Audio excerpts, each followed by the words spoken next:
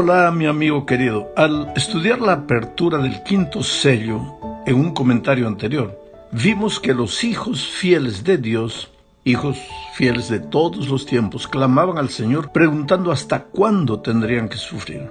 Estos fieles son descritos como almas debajo del altar, pero aunque se usa la palabra almas, no son espíritus desencarnados, sino seres vivos que representan a los que fueron perseguidos por obedecer a Dios desde los días de Abel hasta el día final. La respuesta que se les da a estos seres que preguntan hasta cuándo es que tendrán que esperar un poco más porque ya se acerca el día en que Dios juzgará a los que los hacen sufrir. Bueno, todo eso fue en el quinto sello. Después, al abrirse el sexto sello, vemos el cumplimiento de esa promesa, porque Jesús regresa trayendo juicio sobre los que persiguieron a su pueblo. Por lo tanto, hoy, a pesar de la aparente demora de Jesucristo, el pueblo afligido de Dios debe permanecer firme y saber que Dios oye y que responderá a sus oraciones. La respuesta a esas oraciones de los justos es lo que veremos en los capítulos 8 y 9 de Apocalipsis que estudiaremos esta semana. Aquí encontramos la visión de las 7 trompetas. En esta visión se muestra simbólicamente que a lo largo de la historia Dios ya ha intervenido muchas veces en favor de su pueblo oprimido y ha juzgado a los que lo persiguieron. El propósito de las 7 trompetas es asegurarle al pueblo de Dios que el cielo no es indiferente a sus sufrimientos y que los impíos no siempre se saldrán con las suyas. Bueno, para empezar, leamos Apocalipsis capítulo 8, versículos 3 y 4.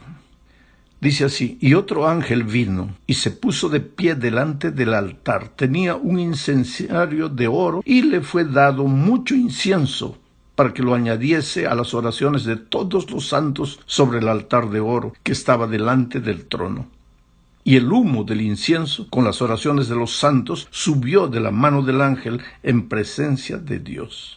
Te digo una cosa, mi querido amigo, para entender lo que dice este texto de Apocalipsis, es necesario saber primero que la Biblia es un todo. No se puede estudiar solo el Nuevo Testamento o solo el Antiguo Testamento. No es posible entender el Nuevo Testamento sin entender primero el Antiguo Testamento. Ambos se complementan. En el Nuevo Testamento prácticamente se explica y se cumple todo el Antiguo Testamento. ¿Por qué digo todo esto?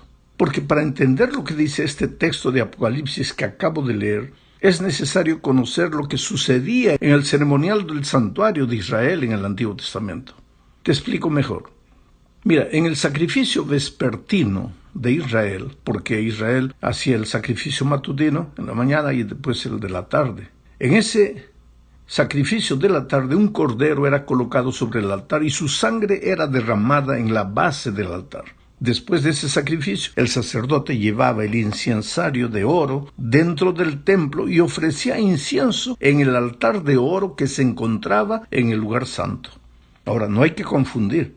Habían 2 altares, el altar del sacrificio en el atrio y el altar de oro en el lugar santo. El incienso era ofrecido por el sacerdote en el altar de oro. Después, cuando él salía, después de haber ofrecido el incienso, lanzaba el incensario sobre la acera, produciendo un ruido fuerte. En ese momento, 7 sacerdotes tocaban las trompetas, y con ese toque de trompetas se indicaba el final de los servicios diarios del templo. Ahora date cuenta que en los versículos de Apocalipsis que leí, se utiliza el lenguaje del servicio vespertino del santuario de Israel.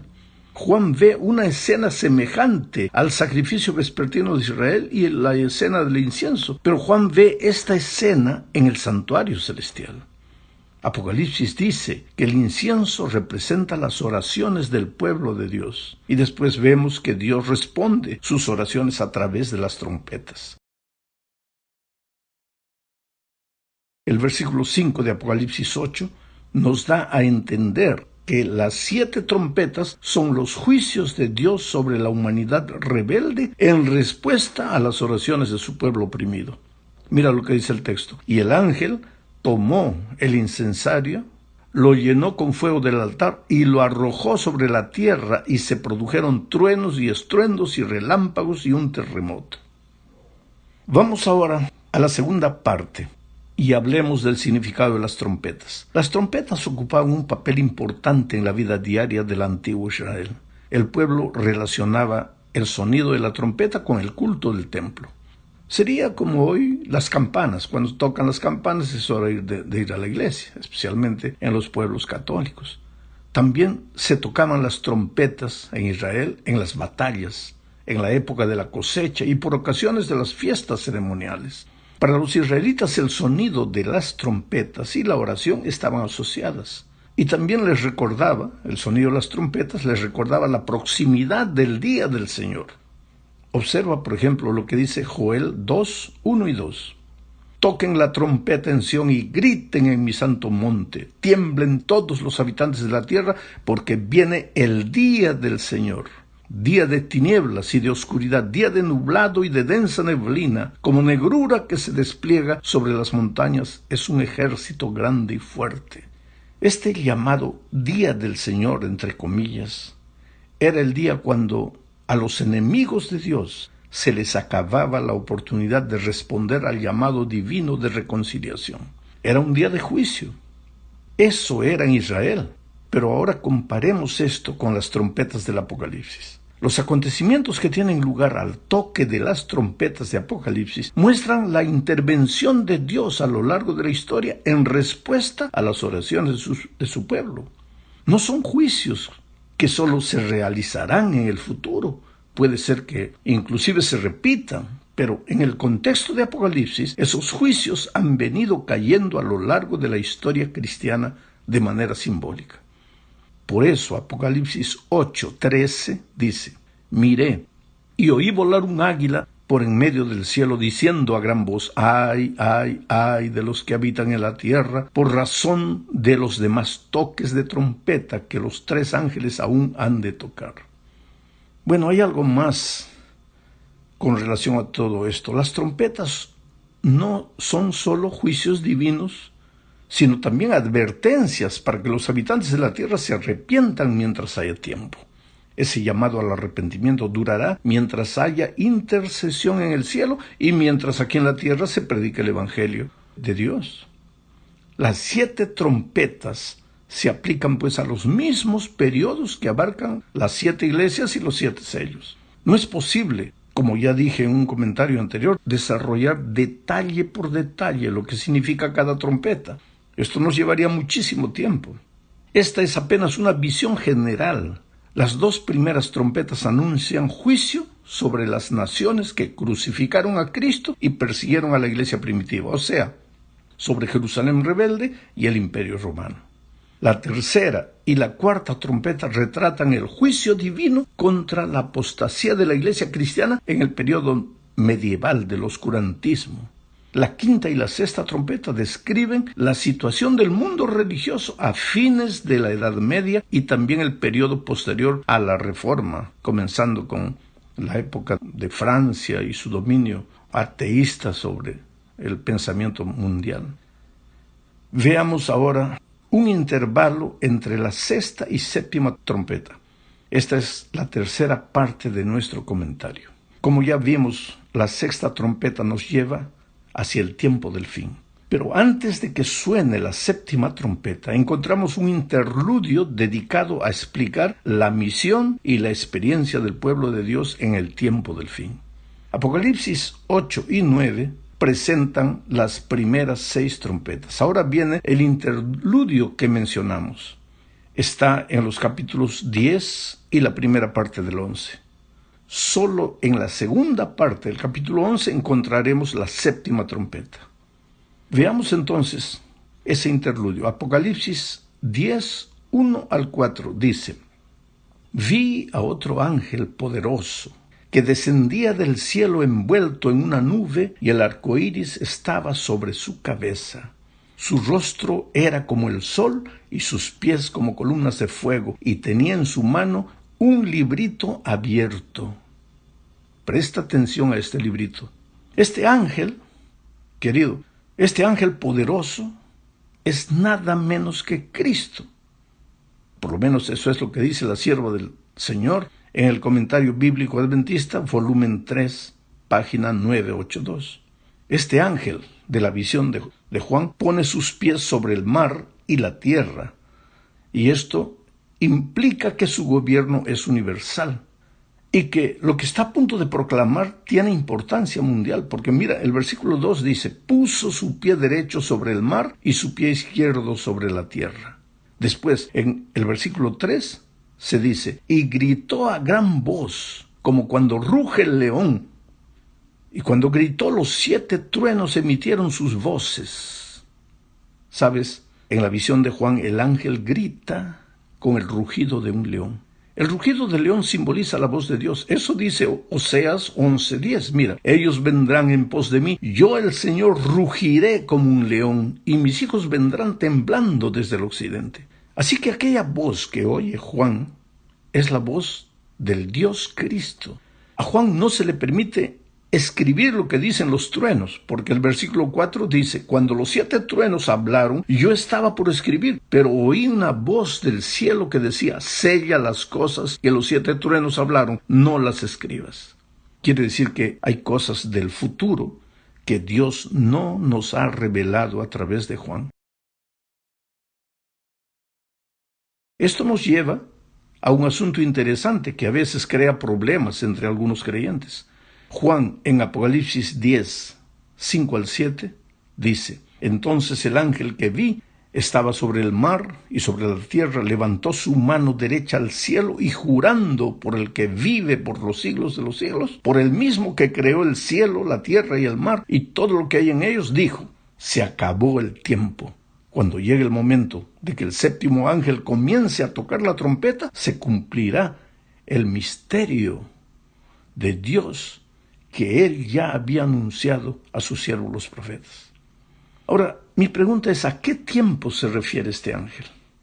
Para entender este asunto necesitamos leer una visión de Daniel, registrada en Daniel 12, 6 y 7, que dice, uno de ellos le dijo al varón vestido de lino, aquí está la descripción de este mismo ángel que vio Juan, uno de ellos le dijo al varón vestido de lino que estaba sobre las aguas del río, ¿cuándo se cumplirán todos estos portentos? Y vi que el que estaba vestido de lino y de pie junto a las aguas del río, levantó hacia el cielo las 2 manos y jurando por el que vive por los siglos, dijo, pasarán un tiempo, más 2 tiempos y la mitad de un tiempo. Cuando la dispersión del poder del pueblo santo llegue a su fin, todas estas cosas se cumplirán. Ahora, mi amigo querido, ¿percibiste las palabras en común que usan Juan y Daniel? Ambos dicen que el ángel levantó su mano derecha al cielo y jurando por el que vive por los siglos de los siglos, por el mismo que creó el cielo, la tierra, el mar y todo lo que hay en ellos. Pero primero, ambos mencionan la palabra tiempo. Juan dice que el ángel dijo que ya no habría más tiempo. Y Daniel dice que la persecución de los santos duraría tiempos y la mitad de un tiempo, o sea, 1260 años. Es interesante que la declaración del ángel de Apocalipsis de que el tiempo no sería más se refiere a las profecías de tiempo de Daniel. Después de este periodo ya no habrá periodos de tiempo proféticos. La sierva de Dios declara a este respecto en el Comentario Bíblico Adventista, tomo 7, página 982, lo siguiente. Este tiempo, el que el ángel declara con un solemne juramento, no es el fin de la historia, sino del tiempo profético que precederá al advenimiento de nuestro Señor. Es decir, la gente no tendrá otro mensaje acerca de un tiempo definido. Después de este lapso que ahora abarca de 1842 hasta el 44, no puede haber ningún cómputo definido de tiempo profético. El cálculo más prolongado llega hasta el otoño de 1844. Esta es una declaración inspirada y yo creo. Por eso es que a veces me preocupa ver hermanos preocupados, no, porque hay otra profecía de tiempo, de los 36 meses, o esto y aquello, y que de los tantos días que nos va a llevar a ver cuándo va a comenzar la persecución, y es esto y aquello. Cosas humanas, deducciones humanas, porque el texto bíblico dice, ya no hay más tiempo. Y la sierva del Señor aclara que se trata de profecías de tiempo. Después de la profecía de Daniel, ya no hay más profecía de tiempo. Vamos a la cuarta parte. Leamos Apocalipsis 10, 8 al 11. Dice: la voz que oí del cielo volvió a hablarme y me dijo: ve y toma el librito abierto que tiene en la mano el ángel que está de pie sobre el mar y la tierra. Yo me dirigí al ángel y le pedí que me diera el librito, y él me dijo: aquí lo tienes, cómetelo, te amargará el estómago, pero en tus labios será dulce como la miel. Yo tomé el librito de la mano del ángel y me lo comí. En mis labios era dulce como la miel, pero una vez que lo comí me amargó el estómago. Y se me dijo: debes profetizar otra vez acerca de muchos pueblos, naciones, lenguas y reyes. Sabes, el acto de comer en la Biblia se utiliza para describir la aceptación de un mensaje de Dios para proclamarlo a la gente. Por lo menos eso es lo que dice Jeremías 15, 16. Lo voy a leer. Fueron halladas tus palabras y yo las comí. Tus palabras fueron para mí el gozo y la alegría de mi corazón, porque yo soy llamado por tu nombre, oh Señor Dios de los ejércitos. Sabes, querido, la experiencia ha demostrado que muchas veces al recibir el mensaje todo parece maravilloso, pero al proclamarlo a veces resulta amargo, ya que muchos se resisten a él y lo rechazan. La experiencia amarga de Juan al comer el librito simboliza la apertura de las profecías de Daniel con relación al tiempo del fin. Aquí Juan representa a la iglesia remanente, que es enviada a proclamar el Evangelio eterno. El contexto indica que la visión de Juan apunta a una experiencia amarga del remanente, cuando sobre la base de las profecías de Daniel, los mileritas pensaron que Cristo regresaría en 1844. Ese mensaje les resultó a ellos dulce como la miel. Sin embargo, cuando Cristo no vino como ellos esperaban, experimentaron un amargo chasco y consultaron las Escrituras para una comprensión más clara de lo que había pasado. Pero el ángel le dijo a Juan: debes profetizar otra vez acerca de muchos pueblos, naciones, lenguas y reyes. Esta orden indica que en los últimos días habrá un pueblo que surgirá para proclamar el mensaje de la segunda venida en conexión con las profecías de Daniel y Apocalipsis. Leamos ahora Apocalipsis 11, 1 y 2. Dice: entonces me fue dada una caña semejante a una vara de medir, y se me dijo: levántate y mide el templo de Dios y el altar, y a los que en él adoran, y deja aparte el atrio de afuera del templo, y no lo midas, porque ha sido dado a los gentiles, y ellos pisotearán la ciudad santa por 42 meses. Percibe que este pasaje es la continuación de la escena de Apocalipsis 10. A Juan se le ordenó que midiera el templo, el altar y a los adoradores. El concepto de medir en la Biblia figurativamente se refiere al juicio. El mismo Jesús lo dijo en Mateo 7:2, porque con el juicio con que juzguen serán juzgados, y con la medida con que midan se les medirá. Solo que en el caso de esta medición de Apocalipsis, el templo que debía medir Juan está en el cielo, donde Jesús ministra en nuestro favor. Por lo tanto, Apocalipsis 11:1 se refiere al juicio que tiene lugar antes de la segunda venida y que para nosotros empezó en 1844. Este juicio se concentra exclusivamente en el pueblo de Dios, que son los adoradores del templo.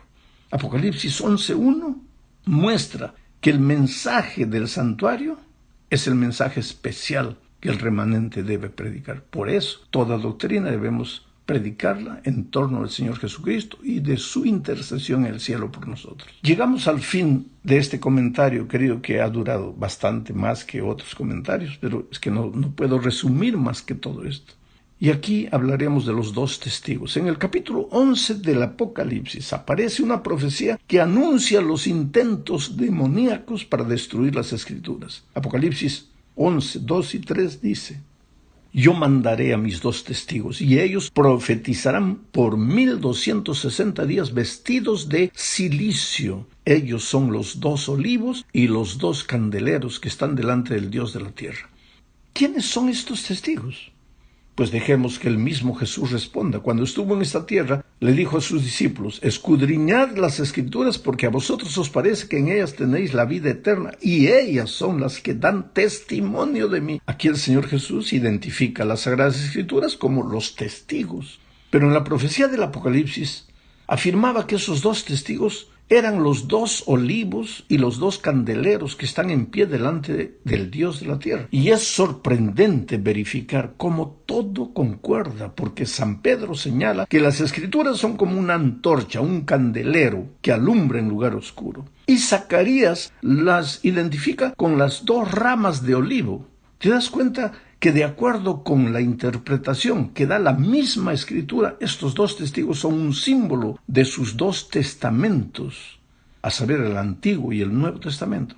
¿Pero en qué sentido darían su testimonio vestidos de luto o de cilicio durante 1260 días? Pues este es el periodo en que la Iglesia de Dios sería perseguida y se tendría que esconder en las cuevas de los montes para poder sobrevivir. El motivo de esa persecución era la obediencia de esos cristianos a la palabra de Dios. Durante ese mismo periodo, las Escrituras testificaron vestidas de luto, es decir, ocultas, escondidas, porque su lectura estaba prohibida con el argumento de que la gente no tenía la capacidad necesaria para entenderlas, y que ese privilegio se les había concedido solo a los dirigentes religiosos. Pero la profecía que estudiamos en este capítulo continúa diciendo que después de este periodo de persecución de 1260 años, durante el cual los testigos darían su testimonio vestidos de luto, el texto dice: la bestia que surge del abismo hará guerra contra ellos y los vencerá y los matará. ¿Quién es esta bestia? ¿Y en qué sentido mataría las Escrituras? En el lenguaje de la profecía, una bestia simboliza un reino o un poder político. Tenemos que identificar entonces un gobierno que después del periodo profético de los 1260 años, o sea, después de 1798, cuando termina ese periodo de 1260 años, tenemos que descubrir un poder que se haya levantado en ese tiempo y que casi haya destruido las Escrituras. Para identificar a esa bestia que mata, entre comillas, a los testigos, o sea, a las Escrituras, necesitamos buscar entonces un gobierno que persiguió a las Escrituras durante o después de 1798. Toma nota que esta bestia sube del abismo, es decir, no tiene ningún fundamento religioso, y no es necesario revisar mucho la historia para descubrir en la Francia atea de fines del siglo XVIII a esta bestia destructora de las Escrituras. En ese país, un grupo extremista propuso abolir el culto a Dios y sustituirlo por el culto a la razón. En efecto, se llegó a celebrar un culto a la razón en la Catedral de Notre Dame en París, en el cual una hermosa actriz desempeñó el papel de la diosa razón. En 1793, la Asamblea Revolucionaria promulgó una ley prohibiendo la lectura de las Escrituras y se dio la orden de que se llevaran a la plaza pública todos los ejemplares de la Biblia de Dios para quemarlos como evidencia de que el gobierno no reconocía las Escrituras. El Diario Oficial de noviembre de 1793 de Francia publicó lo siguiente: la Sociedad Popular de la sección del museo da a conocer que los ciudadanos de esta sección han dado buena cuenta de todos los libros de la superstición y la mentira.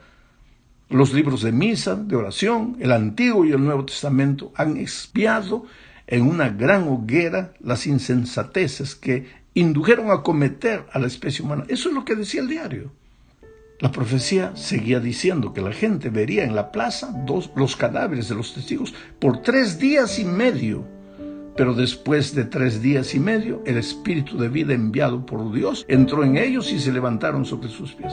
Ahora, ¿te parece pura coincidencia que la persecución religiosa que el ateísmo francés desató contra las religiones y especialmente contra la Biblia haya durado exactamente 3 años y medio? Interesante que la Convención Nacional abolió toda religión en Francia el 26 de noviembre de 1793 y el gobierno francés que la sucedió la restableció el 17 de junio de 1797, 3 años y medio después. Porque la palabra profética es segura y se cumple, y nosotros como cristianos hacemos bien en confiar en la profecía, especialmente en todo lo que el libro de Apocalipsis quiere revelarnos. Que Dios te bendiga ricamente.